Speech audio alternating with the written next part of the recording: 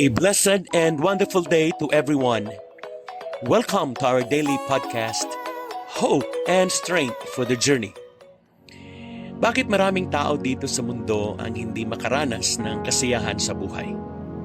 Maraming yumayaman pero hindi pa rin kontento at patuloy pa rin ang paghahangad sa buhay para lang masiyahan. Maraming matatalino pero hindi masaya. Many are in power and gain a higher position in our society, but true contentment and happiness eludes them. Why? The real reason behind the failure in their quest for contentment is the setting aside of the importance of godliness o kabanalan. Maraming naghahangad ng kasiyahan pero ayaw ng kabanalan. Ang sabi po ng Bible sa 1 Timothy chapter 6 verse 6, datapwat ang kabanalan na may kasiyahan ay malaking kapakinabangan. Now godliness with contentment is a great gain. Today, we explore a powerful verse from Paul's letter to Timothy, which holds the key to true happiness and satisfaction in life. Number 1, pursuit. What are you chasing? The word pursuit refers to what we are chasing after, what drives us, and what our hearts are set upon. The world tells us to pursue more money, more possessions, more status. But what does God call us to pursue? Paul says that godliness, not gold, is where our focus should be. Godliness refers to living a life that honors God, reflecting His character and values. What are you chasing?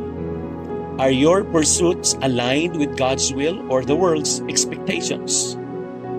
Number 2, perspective. How do you see? Perspective is about how we see things, the lens through which we view life.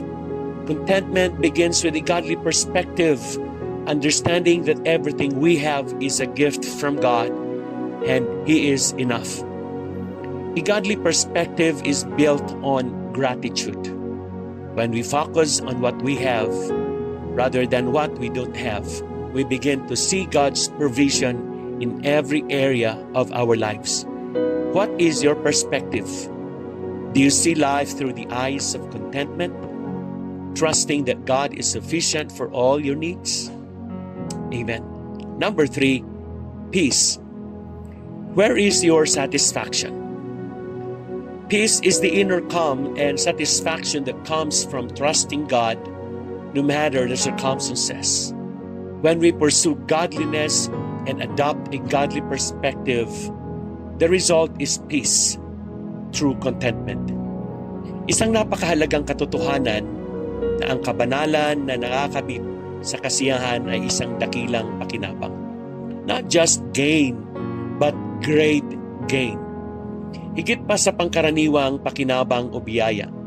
Over and over in the Bible ay ipinakita ng Diyos ang kahalagahan at gantimpala na makakamit ng taong namumuhay na may kabanalan.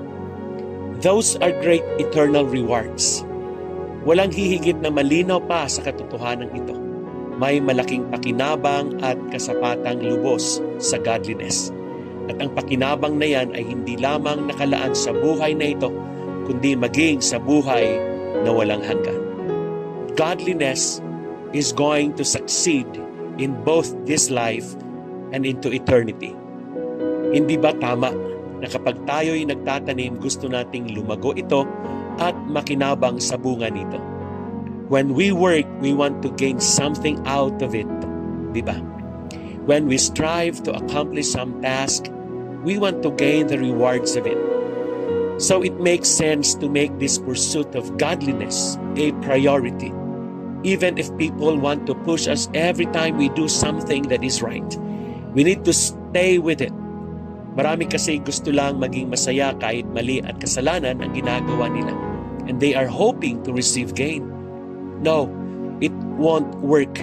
It is very clear in the Bible that it says, the result of sin is death and loss, not gain. Kasiyahan lang ba o kasiyahang may kabanalan ang hangad natin? How about you, my brother and sister? Are you determined today to make godliness an everyday pursuit?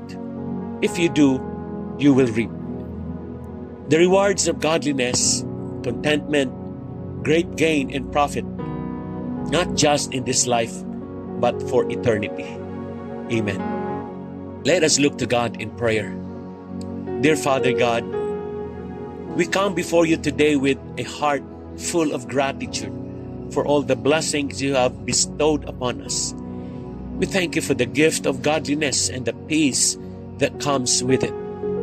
We pray that you help us to always remain content in all circumstances. Alam namin na ikaw ang may control at ibibigay mo ang lahat ng aming mga pangangailangan. We claim the promise in your word that says, "But godliness with contentment is a great gain."